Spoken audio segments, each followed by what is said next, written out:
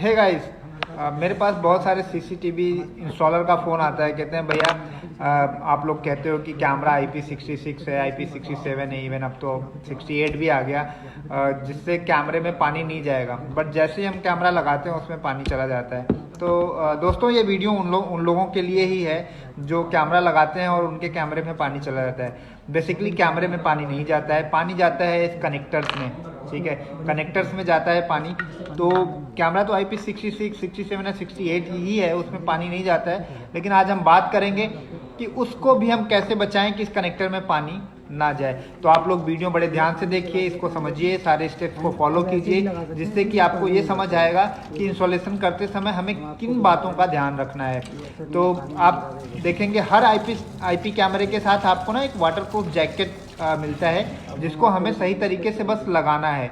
ये जैकेट हर कैमरे के साथ आता है, सही तरीके से लगाना है। वो मैं बताता हूँ कि कैसे लगाना है। अगर आप उसको सही तरीके से लगाएंगे तो आपको इस तरह की समस्याओं का कोई भी सामना नहीं करना पड़ेगा। तो मैं आपको एक एक करके स्टेप्स बताता जाऊंगा, आप वैसे उसको फॉलो करते जाइए और आपका जो कैमरा रहेगा वो हमेशा हमेशा के लिए सेफ रहेगा। एटलीस्ट इस कनेक्टर्स में पानी नहीं जाएगा।